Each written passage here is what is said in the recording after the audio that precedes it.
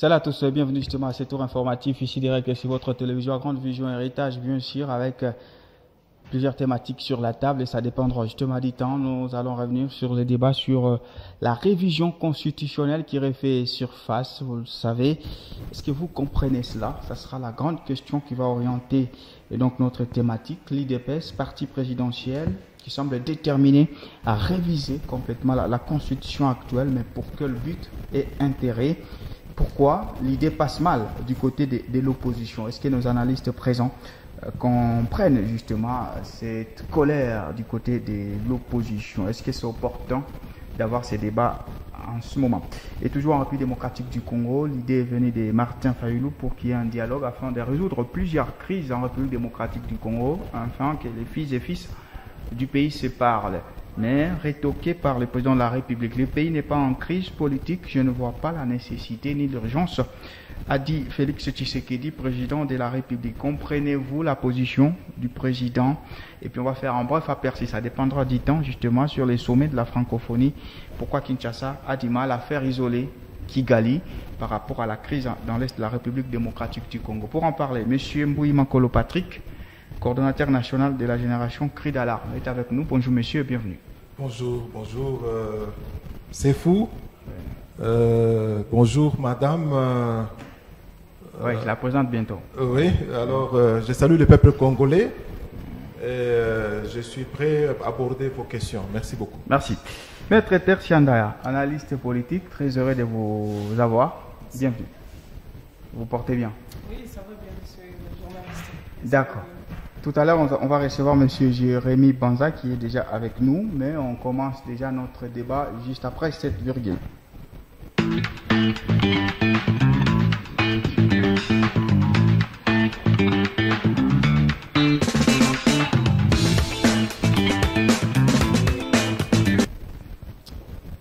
Alors, on commence déjà les débats sur la révision constitutionnelle. Maître Tertia Ndaya, vous avez suivi notre prérequis. Déjà, vous comprenez qu'on ait ces débats au second mandat du président actuel, le président Félix Tshisekedi, qu'on parle de la révision constitutionnelle. Pensez-vous que ça fâche un tout petit peu certaines tendances? Ici, en tant qu'analyste politique, Oui. j'ai à comprendre que l'UDPS, il a sa raison de réviser la Constitution, Oui. parce que la Constitution elle-même, elle est scientifique. La révision de la Constitution elle-même, elle est scientifique, elle n'est pas politique. Oui. Ah, la révision est scientifique. Mais il y a les gens qui pensent que c'est plus politique, puisque si c'était scientifique, on aurait dû penser avant. Non, parce que la Constitution elle-même prévoit sa révision. Sa révision, justement. Parce que la Constitution elle-même, elle est la loi. Et cette loi prévue encore sa révision. Ok. Merci. Monsieur Mbouyi Makolo Patrick, vous comprenez ce débat à ce niveau du quinquennat actuel, surtout? Oui, je salue tous les co-débatteurs sur le plateau, oui. Et je dis que c'est vraiment une impérieuse nécessité de changer la Constitution. Ah, pas même de réviser, complètement. Non, mais changer. Écoutez, même changer, même réviser. Ok. Mais ici, l'idée qui est là, c'est de modifier la Constitution. Il y a des articles qui empêchent le pays de fonctionner normalement. Parce qu'il y a des articles qu'on a mis juste pour bloquer la machine, pour ne pas permettre à ce que ce pays puisse se développer. C'était fait à dessein, avec un intérêt caché, hein, parce que c'était une constitution écrite et proposée par l'Occident.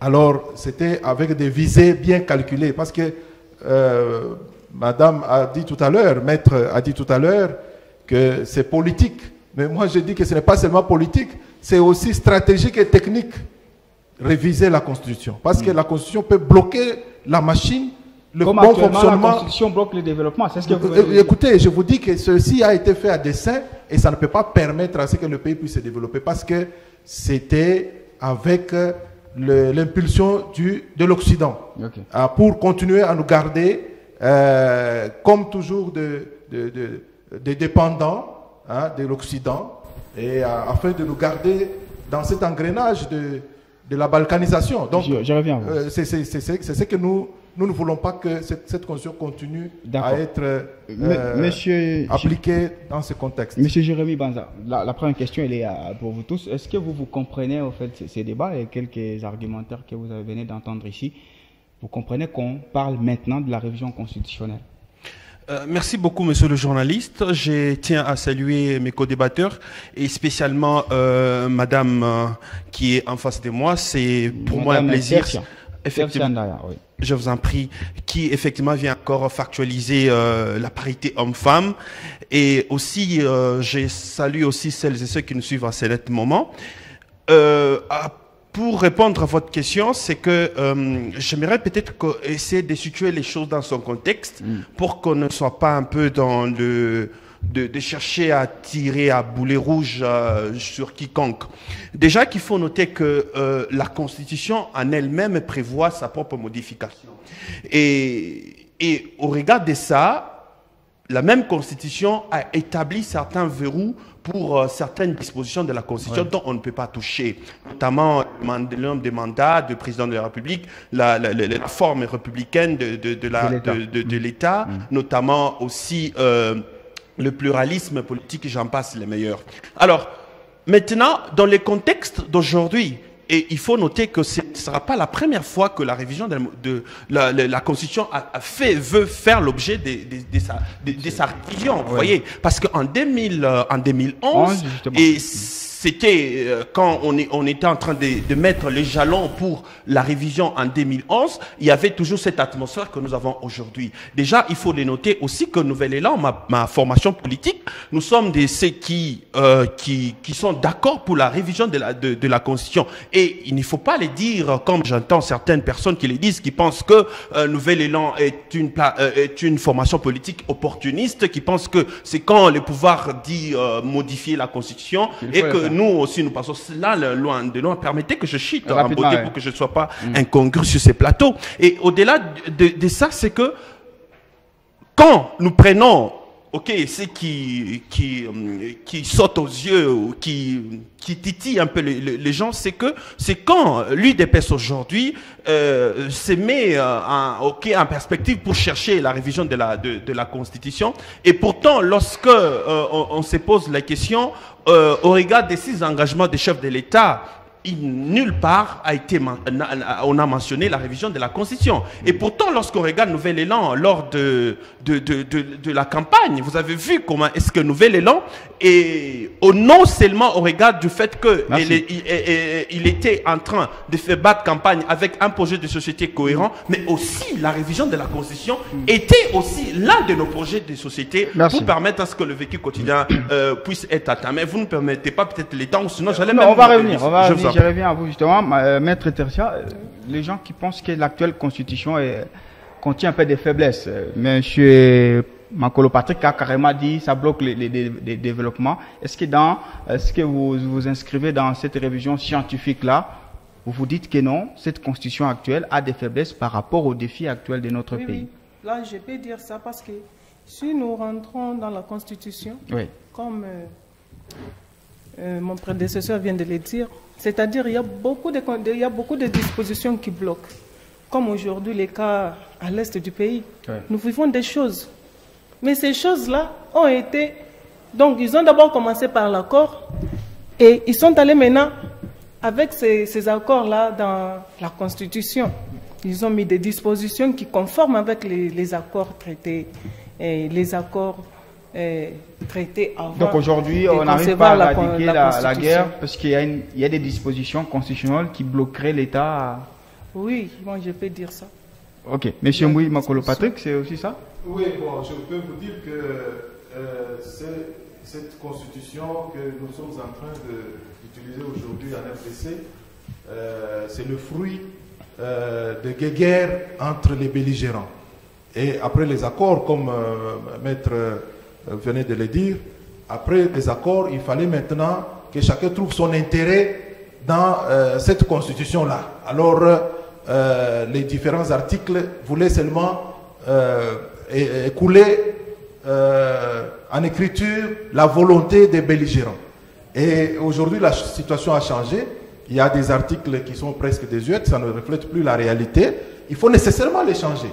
Et comme par exemple l'article 217 qui hypothèque pratiquement la propriété de la terre congolaise. Cet article-là, nous ne trouvons pas. Nous ne trouvons pas. Oui, mais quand on parle de la RDC qui a accepté de laisser la RDC abandonner sa souveraineté au nom de la solidarité africaine. Donc cela a été fait à dessein pour justifier la radicalisation aujourd'hui et pour bloquer la machine. C'est-à-dire, ils savaient, parce que vous savez, les gens qui étaient là avaient vécu même les questions qui étaient posées par les facilitateurs. Oui. Pour dire que est-ce que vous êtes d'accord avec ce que vous êtes en train de signer au jour d'aujourd'hui? Mais votre pays aura des problèmes. C'était déjà dit et c'était fait à dessein.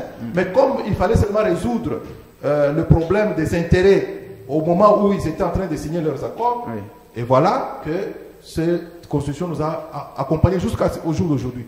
Et c'est l'occasion de sauver le Congo, parce que nous, au niveau de notre ONG, GCA ONG, la génération cri d'alarme, sauvons le Congo, nous ne pouvons pas accepter n'importe quel article qui doit être intégré dans la Constitution pour bloquer la machine du fonctionnement de la nation. Monsieur Jérémy, nous avons besoin que ce pays et les enfants de ce pays puissent eux-mêmes réfléchir, parce qu'il y a l'intelligence, il y a la crème intellectuelle, il y a des experts qui ont la potentialité dans ces domaines de la Constitution. Les constitutionnalistes sont là, on doit nous-mêmes couler notre propre Constitution en loi. Et cette Constitution-là va déclencher le développement de notre pays. Ah oui. Voilà, je crois une réaction rapide, on croit, M. Jérémy Banza, la réaction. Oui, je peux compléter. Oui. Selon l'article 217 que mon prédécesseur vient d'évoquer, donc il y a des dispositions qui bloquent la machine. Comment est-ce qu'on peut avoir une parcelle pour l'unité, je peux dire, pour la solidarité, le bon voisinage? Quelqu'un peut venir m'empiéter 5 mètres, 10 mètres, je vais lui laisser passer. Donc, il y a aussi les Rwandais, les Rwandais qui témoignent, qui disent que non, les Congolais nous attaquent. Or que les Congolais ne peuvent pas nous attaquer. Ils doivent d'abord rentrer dans leur constitution. Donc les Rwandais, ils sont vraiment conscients que ce qu'ils font là, ça se trouve ici. Merci. Nous n'avons pas les droits de les attaquer. On doit d'abord commencer par attaquer notre constitution. Monsieur Jérémy, nouvel élan est pour la révision. C'est sur base également de ces faiblesses-là où vous vous dites non, c'est juste que les défis actuels ne peuvent pas être résolu peut-être par l'actuelle constitution. Merci beaucoup, M. Sefou. Permettez peut-être que je le dise, je mets peut-être à côté, ou sur ces beaux plateaux, avec les non-politiques ou les non-initiés, permettez que je dise ainsi, et que peut-être ils prennent ceux qui ne comprennent pas le bien fondé de l'article 217, et qu'ils sont en train de dire que c'est ce qui est à la base de l'agression et qu'on sort. Nous avons dit qu'il y a des articles qui empêchent le développement. J'en viens. Vous avez cité l'article 217. Et permettez que je dise, parce que nous avons la responsabilité, il y a nos compatriotes qui nous sont en train de nous suivre, et ces missions se veulent aussi pédagogiques, pour faire comprendre ce que nous sommes en train de dire. Et comme je le disais ici, que quand vous incriminez, vous diabolisez, sur tout ce qui se dit sur les réseaux sociaux qu'on sort, au regard de l'article 217 qui permet à l'RDC d'abandonner une partie de sa souveraineté au profit de l'unité africaine. Déjà, il faut le savoir ici que si aujourd'hui la RDC... Permettez à chaque co-débatteur. C'est que du moment où cette disposition, déjà il faut les souligner que c'est une disposition qui est pratiquement dans toutes les constitutions des États africains consultés. Et au-delà de ça, c'est que cette disposition ici fait à ce que c'est même ce qui est le fondement de la République démocratique du Congo, du fait d'appartenir à l'unité, à l'organisation de l'unité africaine. Et donc même cette organisation de l'unité africaine, parce que notamment je ne vais pas évoquer la question de l'OADA. Si aujourd'hui l'OADA est entrée en RDC, ou au point où même toutes les autres lois n'ont pas sont en dessous de l'OHADA au nom de cette disposition. Donc, j'aimerais que vous puissiez liser cette disposition et comprendre que ce n'est pas cette disposition qui bloque la machine comme vous êtes en train de le faire entendre ici. C'est une bourde. Permettez que je le dise comme ça. Alors, nous sommes par contre, quand on parle de la révision constitutionnelle, regardez comment les choses se fonctionnent. Notamment, Nouvel Élan était partant dans la révision de la Constitution, notamment au regard de la disposition 175, la disposition notamment en termes de répartition des ressources nationales. Par exemple, aujourd'hui, ce qui va entraîner, parce qu'aujourd'hui nous avons besoin du développement de la République démocratique du Congo, et la révision de cette disposition urge. Pourquoi? Parce que une nouvelle répartition de ressources naturelles peut être envisagée aujourd'hui, notamment si à l'époque c'était que 40% reviennent aux provinces et 60% reviennent au pouvoir central, nous avons réfléchi dans le sens que 40% revient au pouvoir central, 50% aux provinces et les 10% on donne ça au fond de la solidarité qu'on appelle la caisse de péréquation. Et ça va entraîner un développement. Une autre disposition de la Constitution, parce que cette disposition a démontré aussi ses failles lors de 2006. De 2006 en 2011 a été inadéquate, un peu incongrue par rapport aux réalités politiques. C'était l'article 71 notamment qui a fait passer le mandat du président de la République du premier tour plutôt des deuxième tour des deux tours à un seul tour. Oui. Et aujourd'hui, Nouvel Élan réfléchit dans le sens que il y a une forme de bicéphalisme au niveau de pouvoir exécutif, notamment d'un côté il y a le président de la République et de l'autre côté il y a le gouvernement. Et c'est que ça fait que quand vous regardez même notamment toutes les lois en termes de finances, je ne vais pas citer la loi de reddition des comptes qui on essaie de montrer que le gros budget de l'État est utilisé par les présidents de la République. Pourquoi ne pas faire le monocéphalisme notamment où il y a un seul chef de l'exécutif, notamment le président de la République qui incarne en même temps comme Premier ministre et qui, lui, sera non pas élu par au suffrage universel direct, mais cette fois-ci au suffrage universel indirect par les députés. Indirect. Effectivement, notamment nous allons pas basculer du régime. Suivez-moi. Nous allons quitter du régime semi-présidentiel au régime présidentiel. Semi-présidentiel au régime parlementaire. Pourquoi? Parce que c'est une expérience qui est vécue déjà en Angola, en Afrique d'ici et les autres pays dont je viens de citer. Là, vous donnez de la matière quand même à l'IDPS encore un peu plus, M. Jérémy Banza. Je reviens à vous, maître Tertia. Il y a l'opposition qui craindrait, justement, là c'est, bon, pas procès d'intention, mais on est derrière, parce que vous avez dit, c'est une révision scientifique, mais il y a également une révision très politique, que l'IDPS serait derrière pour peut-être faire sauter carrément l'article 222, hein, je crois, 220, qui a des articles intangibles et tout, peut-être avoir un autre régime, et Félix Tshisekedi pourrait empiler pour d'autres mandats. Vous ne craignez pas cela?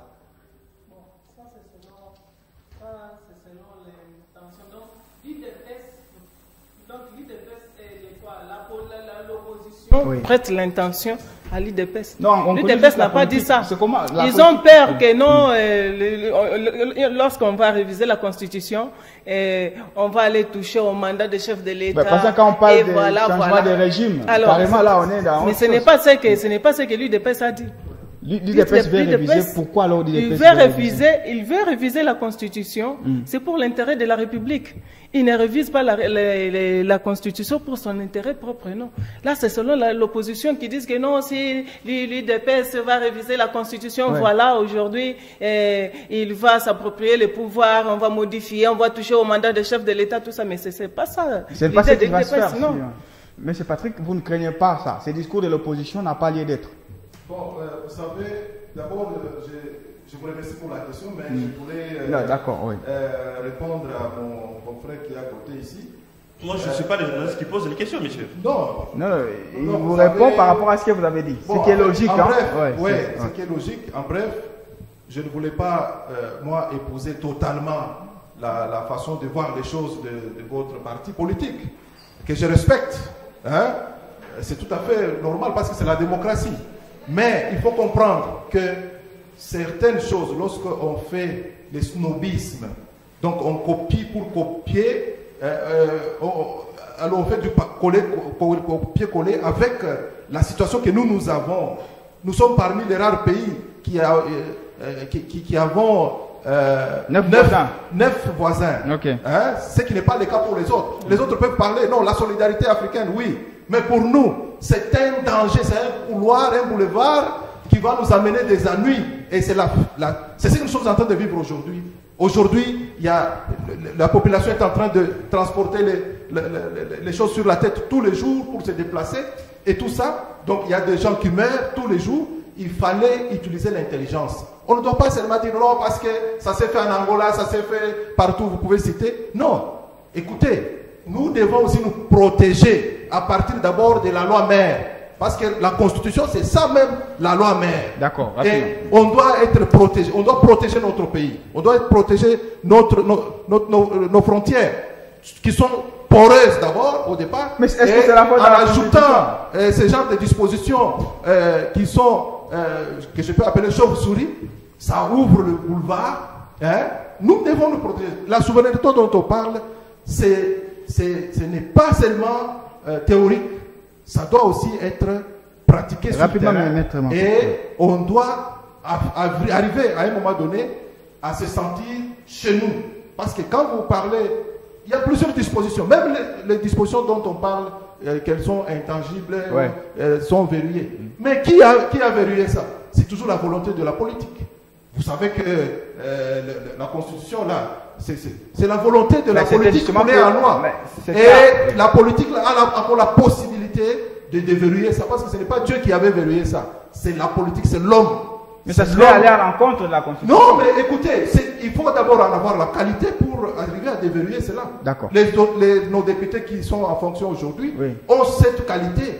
Ils ont ce pouvoir de toucher même cette matière en cas de nécessité. D'accord. Pour sauver l'intérêt du pays. 30 secondes, vous répondez à ma question. Oui, c'est pour cela qu'on ne peut pas arriver ici parler des choses comme si on veut donner la leçon aux uns aux autres. Nous tous, chacun a une expérience et chacun a une expertise et nous parlons en connaissance de cause. Merci. Parce qu'il ne faut pas se permettre seulement de ranger la foule et pendant qu'on est en train de dire les choses qui ne peuvent pas sauver. Monsieur Jérémy Banza, alors vous, il y a les amis de l'opposition, parce que vous êtes toujours de l'opposition, en tout cas, Nouvel Élan, qui craindrait derrière la volonté de l'IDPS de revoir ou de réviser cette constitution, qui aurait une volonté peut-être de s'éterniser au pouvoir.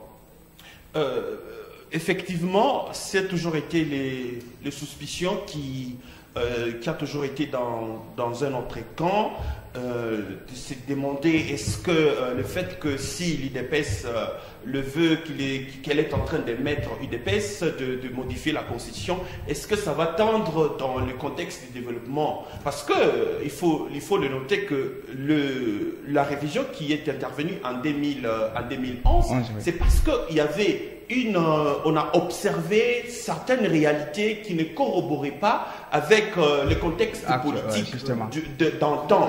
Et effectivement, si on regarde aussi aujourd'hui, il y a des situations telles que quand je pense que peut-être je n'ai pas suffisamment du temps, j'allais vous élucider tout ce qui est en rapport avec au fait les dispositions handicapantes, inadaptées aux réalités de notre pays aujourd'hui. Mais maintenant, ici, c'est que UDPS, comme les autres formations politiques, notamment de nos compatriotes de l'opposition, qui sont en train d'émettre de réserves par rapport à cette velléité de vouloir modifier la Constitution, c'est tout à fait légitime pour eux parce que ça fait partie de jouer le rôle politique et aussi une grande, c'est pas erreur que je peux appeler comme ça, de l'UDPS parce que dans sa politique lors de la campagne, nulle part ça a été mentionné la modification de la Constitution. Mais d'où vient aujourd'hui que du coup il s'élève pour dire que écoutez, nous voulons procéder à une modification de la Constitution.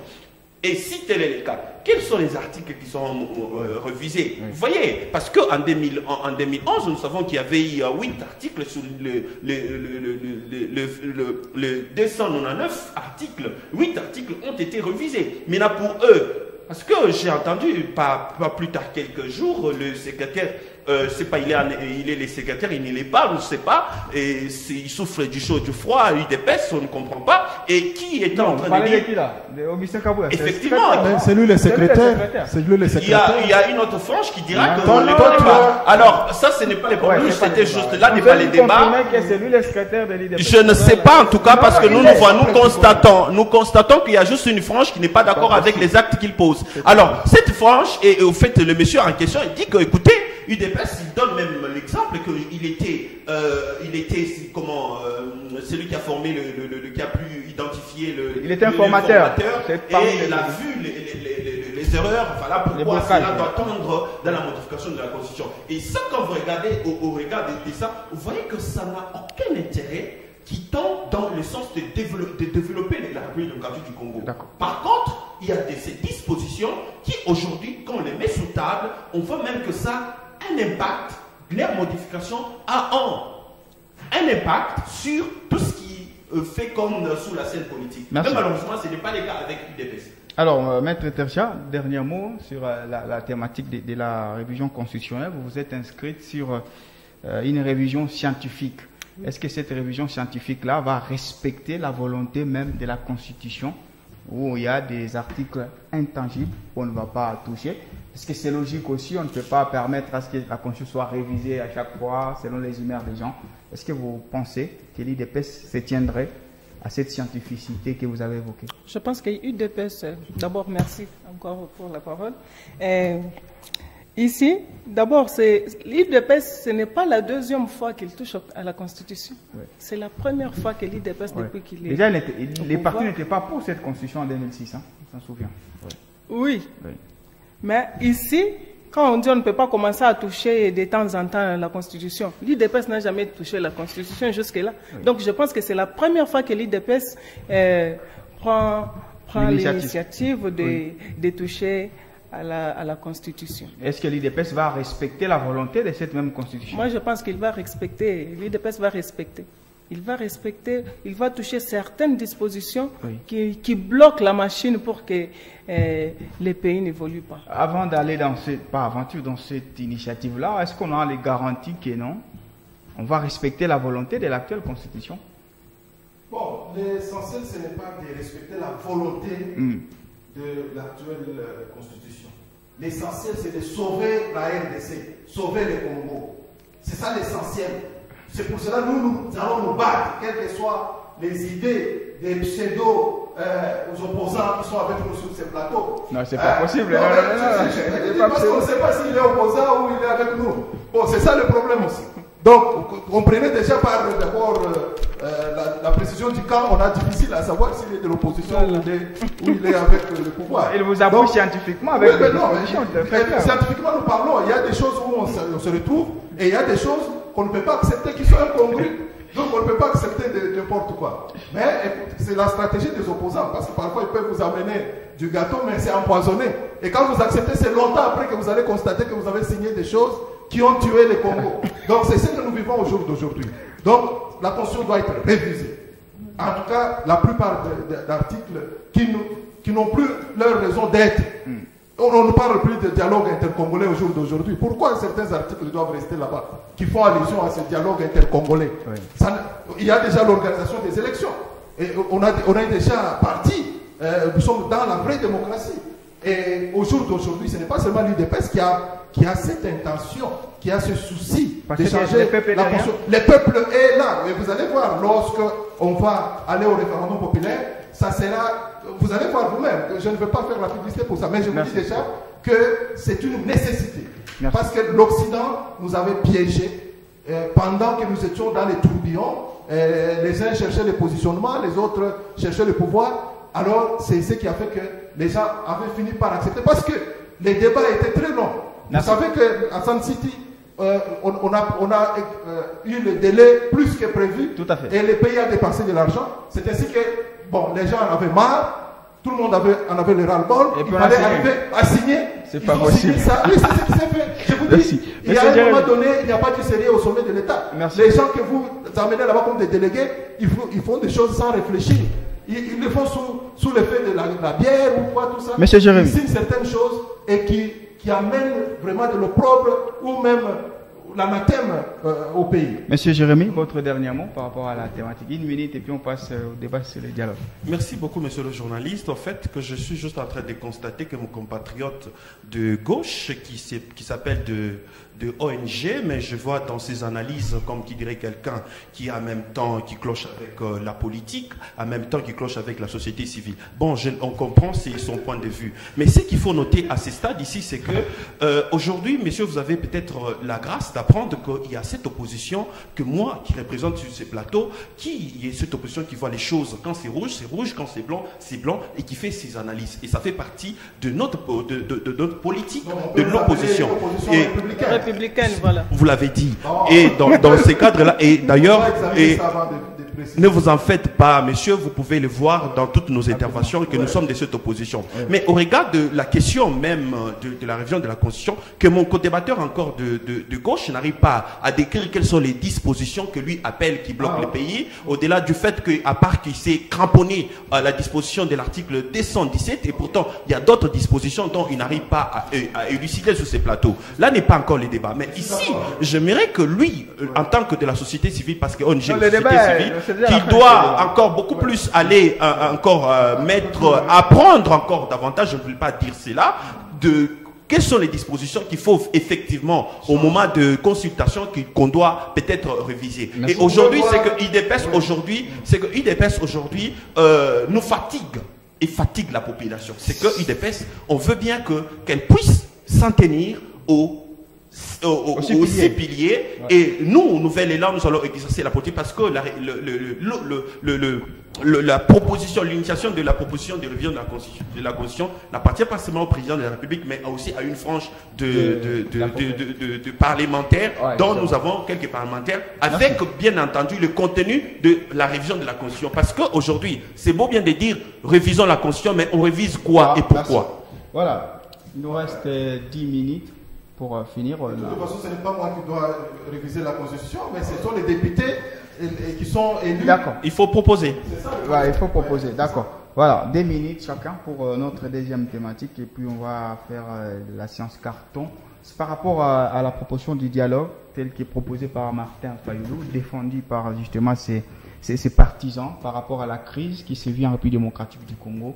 Il faut que les filles et fils du pays puissent s'asseoir et parler un seul langage. Et le président de la République n'a pas vraiment très bien pour répondre. Le pays n'est pas en crise politique. Je ne vois pas la nécessité ni l'urgence d'avoir ces dialogues-là, a dit Félix Tshisekedi.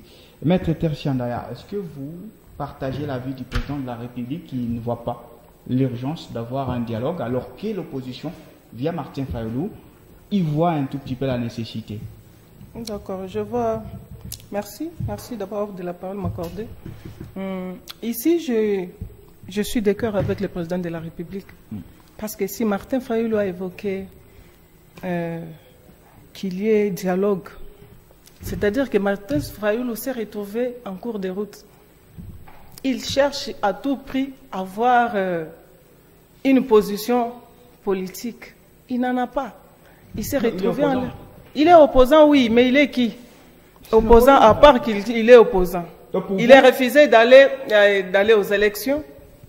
Et puis il a participé, il a été candidat aussi. Il a été candidat. Maintenant, c'est son parti politique, personne n'avait postulé. Okay. Alors moi, je me posais la question s'il passait aujourd'hui, si peut-être il était passé président de la République. Il allait avoir les députés. L'actuel président, quand il passe, il n'avait pas de la majorité. Hein. Vraiment. Ouais. Maintenant, avec Martin Fayulu, c'est qu'il cherche le partage du pouvoir.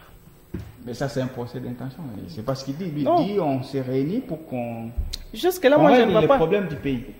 Bon, jusque-là, moi, je ne vois pas la nécessité. Je ne vois pas Donc, le pays n'est pas en crise. Le pays n'est pas en crise telle que lui prétend. Nous avons une sécurité qui est boitive du côté de l'Est de la RDC. Bon, du côté de l'Est de la RDC, c'est une chanson de chaque jour. D'accord, merci. Alors, monsieur Makolo Patrick, vous partagez aussi l'avis du président de la République qui n'y voit pas, en tout cas, la nécessité, selon ses mots, ni l'urgence d'avoir justement un dialogue entre les politiciens. Bon, à mon humble avis, le chef de l'État a raison, parce que s'il n'y a pas ni la nécessité ni l'urgence, pourquoi on doit accepter une proposition cadeau empoisonné. Est-ce que vous voyez ça? Aujourd'hui, le pays n'est pas en crise selon vous? Socialement, on parle... La crise n'a pas commencé avec Tshisekedi. Okay. La crise a toujours été là. Depuis que Mobutu était là, on parlait de la crise. Moussé Kabila, on parlait de la crise. Et d'ailleurs, c'est à cause de cette crise-là qu'on a changé autant de fois la constitution dans ce pays. Ce n'est pas aujourd'hui seulement. Donc, c'est pour vous dire que la crise a toujours été là. Mais il faut chercher comment la juguler. Okay. Et il faut voir, d'ailleurs, entre autres, la constitution dont nous avons parlé, la révision de la constitution. Oui. Ce sont les moyens pour essayer de juguler la crise. Oui. Parce que cette crise a perdu. Alors, il faut trouver quelle stratégie faire. Donc, entre autres, la révision de la constitution. Et pour parler de cet opposant-là que vous avez cité. Pour parler de Martin Fayoulou et tout ça. Bon, lui, j'ai toujours dit, parce que j'en ai assez parlé, lui a toujours réclamé la vérité des urnes. Bon, qu'est-ce qu'il a déjà récolté dans sa lutte de la revendication de la vérité des urnes? Est-ce que ce combat-là est terminé? On a fait les bilans, c'est tout. Et pour qu'il commence maintenant le dialogue, ou il vient seulement pour embrouiller, pour commencer encore à nous réclamer? Ici, lui, je vous avais déjà dit que c'était, souvenez-vous de la cigale et la fourmi. Hein, dépourvu de tous les moyens, cet homme cherchera vous faites ce procès-là contre lui. Par tous les moyens à rejoindre les trains pour commencer à avoir un peu de dividendes. Mais sinon, 2008, atteindre 2008 aujourd'hui, 2028, excusez-moi, vous laisse dire, ce n'est pas facile avec sa façon de faire les choses. Donc, son parti va se mourir. D'ailleurs, c'est déjà mort peut-être. Non, les partis. Bon, voilà. Donc, voilà. Donc, c'est un parti qui n'a pas d'avenir pour l'instant. Et c'est ainsi qu'il cherche comment trouver un peu l'argent pour payer les loyers des différents... voilà, merci. Non, écoute, laissez-moi parler. Je vais terminer. Il a mis en avant les pays. Non. Lui, il cherche comment payer les dettes des loyers des différentes permanences qu'il avait créées par-ci par-là. Donc, il est en difficulté. Et on doit les laisser. On n'a pas besoin de sa proposition. Qu'il laisse les gens qui ont accepté de défendre ce pays continuer à affûter les armes pour sauver ce pays. Monsieur Jérémy Banza, voilà, vous êtes des Nouvelles Élan. Ce qui est vrai, ce qui est Nouvelle Élan, c'est parmi les partis qui proposent, qui proposent et tout. Est-ce que vous êtes partant d'une certaine idée qu'on ait un dialogue pour résoudre une crise si elle existe? Déjà, d'entrée, c'est que le dialogue en tant qu'Africain n'est pas mauvais et ça fait même partie de notre vie quotidienne. Lorsqu'il y a un problème, lorsqu'on constate un malaise, lorsqu'on constate quelque chose qui ne va pas dans la société, il est tout à fait de bonne loi d'initier un dialogue quelconque pour voir comment échanger. Et c'est sur base même de ça que je convie mon débatteur de gauche, M. Patrick Makolo, à être objectif quand il fait des analyses, surtout sur une personnalité politique. Là n'est pas les débats. Alors, nous, Nouvel Élan, c'est même dans ce que je cesse de me dire que nous courons plus que la politique, nous courons plus que le fait politique, parce que dans la mesure où cette idée est revenue, sortie de l'eau, que nous voulons un dialogue, tant mieux, c'est une bonne chose. Mais il faut les réfléchir. Que faire? Pourquoi faire? Entre qui? Qui va manager ou notamment être celui qui va être à la tête de ce dialogue au centre. Oui. Et toutes ces questions amènent à ce que si véritablement il y a des gens qui cherchent les dialogues, mais il faut donner les contenus. C'est ce qui manque aujourd'hui dans la plupart des hommes politiques.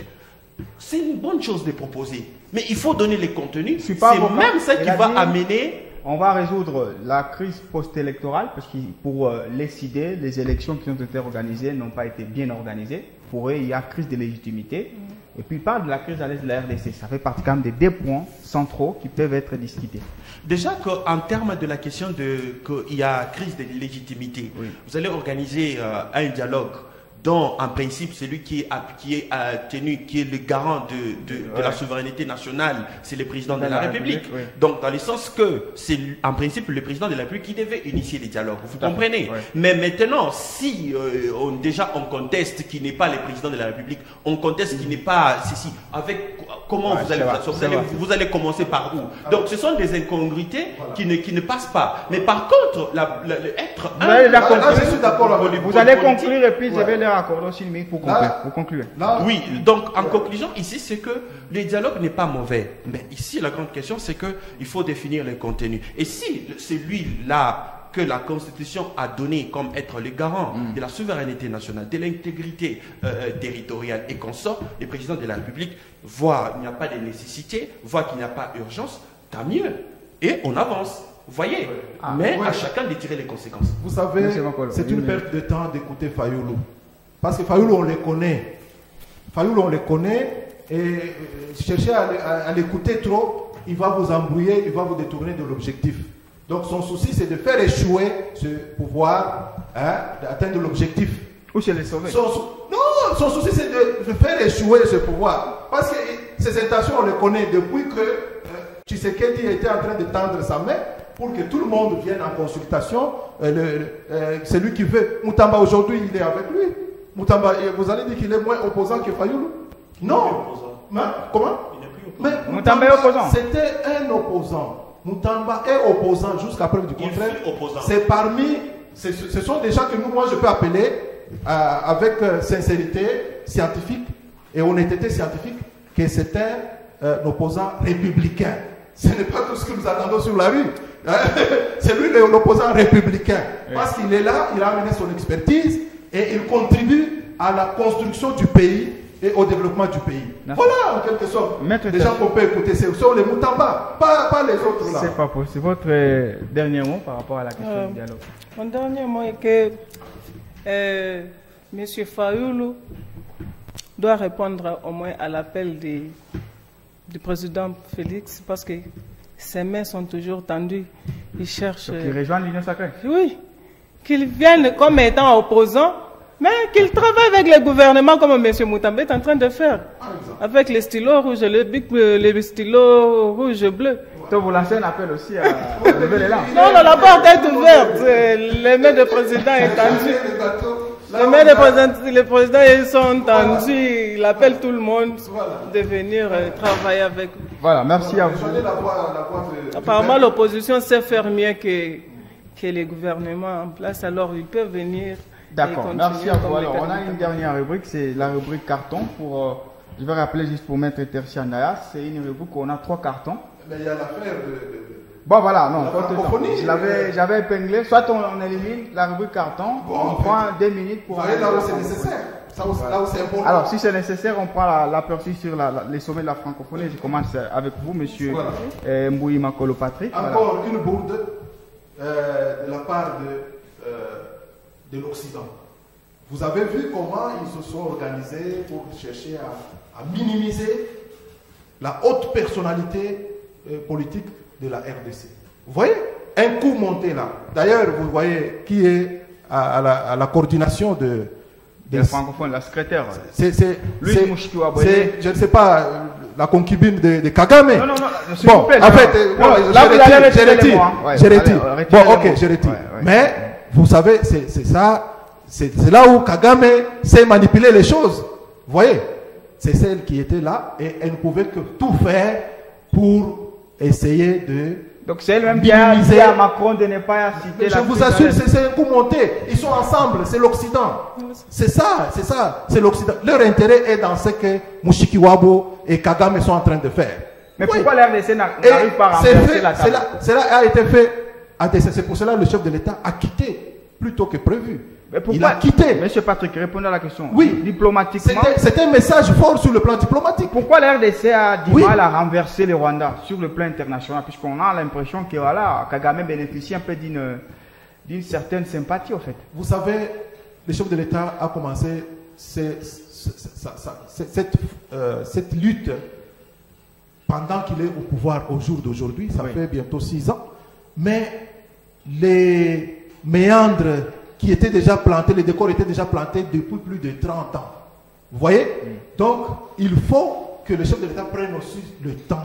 Parce que tous les décors étaient plantés pour seulement continuer à utiliser la RDC comme étant un bien de l'Occident. Merci. Vous voyez? Oui. Alors, ça demande beaucoup de temps et beaucoup de tact parce que vous voyez le fait que nous avons signé autant d'accords et de traités sur le plan international, ça nous empêche aussi de les piétiner de manière désordonnée. Donc, ça demande beaucoup de tact pour ne pas poser n'importe quel acte sur le plan de la diplomatie internationale. Donc, comprenez que le travail est ardu et ahurissant et c'est un travail qui demande beaucoup d'efforts, beaucoup d'argent, beaucoup de temps. Merci à vous en tout cas d'être passé dans Ici Direct. Maître Tertiandaya, vous, comment vous avez analysé les sommets de l'OIF avec justement les gestes symboliques du président de la République qui a quitté avant même la fin parce que M. Macron n'aurait pas épinglé la RDC comme étant une crise qui devait intéresser tout le monde. Comment la RDC a du mal aujourd'hui à faire isoler Paul Kagame sur le plan international? D'abord, moi je peux dire que le président devrait d'abord, comme il avait quitté avant, il avait eu mal.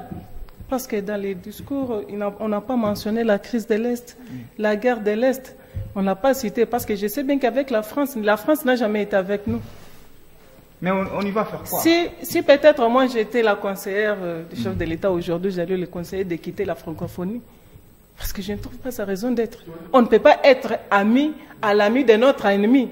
Parce que l'ami de notre ennemi, elle est aussi ennemi. Mais c'est la diplomatie, hein. Les États ne se font pas de cadeaux. Hein. Alors lorsqu'on constate qu'il n'y a pas intérêt, quand on constate qu'il n'y a pas intérêt, alors on doit quitter. Donc c'est une erreur de continuer à rester. Moi d'après mes analyses, moi je peux dire que c'est une erreur parce que je ne trouve pas la raison de rester dans la francophonie avec Macron. La France n'est pas avec nous, n'est pas avec la RDC. Merci madame d'être passée dans Ici Direct. Monsieur Jérémy Banza, vous avez la balle du match. Alors, pourquoi, selon vous, Kagame continue à rester sur la scène internationale malgré les efforts diplomatiques de notre pays? Comme je vous ai toujours dit que dans les relations internationales, c'est les rapports de force qui comptent. Ce n'est pas les émotions, ce n'est pas s'élever, se fâcher et quitter qui va changer la donne. Et pour la énième fois, je viens encore vous réitérer que le gouvernement congolais nous fatigue. Et nous l'avons plusieurs fois dit, c'est qu'il doit faire, parce que la communauté internationale, elle reste, c'est fou de nous. Et quand vous lisez, vous essayez d'écouter le précédent discours, quand les questions, des interviews qu'on posait aux différents acteurs politiques français, Jean-Luc Mélenchon, Éric Zemmour, Nicolas Sarkozy et le reste, ils disent que si la RDC, en termes de cette crise, ils attendent que la France ou la communauté internationale fait quelque chose, la RDC attendra longtemps. Par contre, aujourd'hui, c'est à quoi nous appelons les chefs de l'État et le gouvernement. C'est notamment des actions de grandes envergures pour bouter, mener une guerre sans merci contre tous les rebelles qui ont déjà notamment occupé certains territoires de la République démocratique du Congo, notamment les rebelles des M23. Qu'est-ce qui manque au gouvernement congolais aujourd'hui? C'est avec ça qu'il va donner encore plus du tonus à la diplomatie, aux relations diplomatiques de la RDC et même la RDC, notamment au niveau de cette organisation internationale, l'OIF, la RDC va peser du lourd. Ce n'est pas que par des émotions. On ne gère pas la République démocratique du Congo avec les émotions, avec les soucis, avec les sentiments. C'est la raison. Merci à vous en tout cas d'avoir bien voulu passer dans Ici Direct. Dans 3 minutes, ma montre faisant foi. Vous allez suivre la grande édition du journal. Restez qui suivant le programme et au revoir. Au revoir, merci.